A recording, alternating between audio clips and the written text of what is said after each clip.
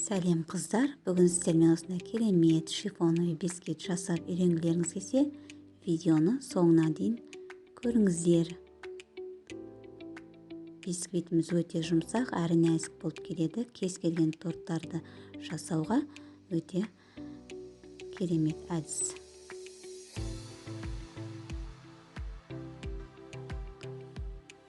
Ол үшін біз жұмыртқамызды екіге бөліп аламыз.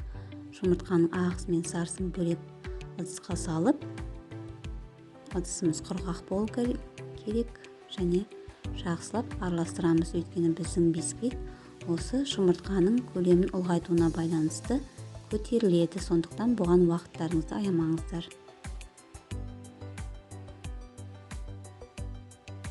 Жұмыртқамыз өз массасын жоғарылаған сайын оған шекерімізді 3 бөліп қосамыз.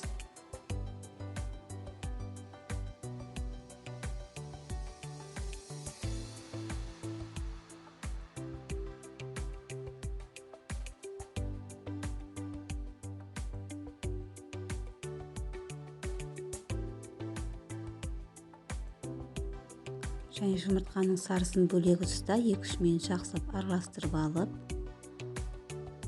шекеріміздің жартысын осыған қосатын боламыз. Шекеріміздің жартысын қосып, жақсылап араластырып аламыз.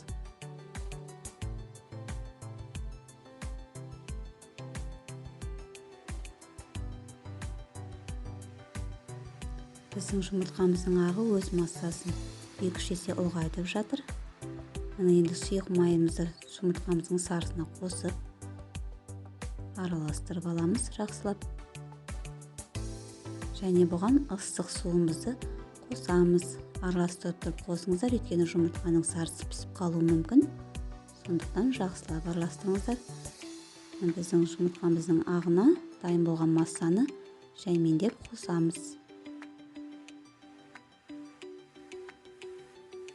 Бөлек ыдысқа ұн, какао, разрыхлителді қосып араластырып алып, жаймендеп қосамыз.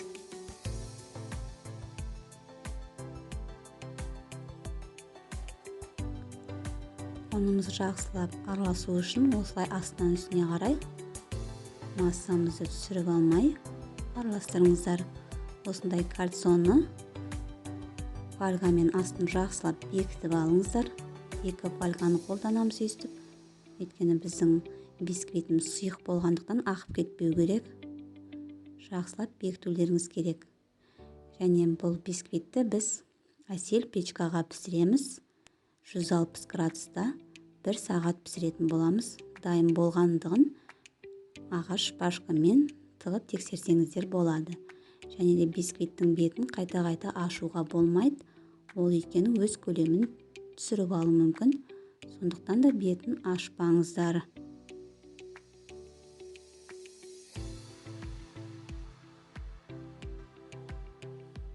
Бізде кальциумыз 20 сантиметр. Мұны бетін осылай фольгамен жауамыз. Өйткені әсел печканың төбесі жақын. Бисквиттің беті күйіп қалмас үшін бетін осылай фольгамен жауып қойыңыздар. Осы рецептпен жасасаңыздар әдемі шығады.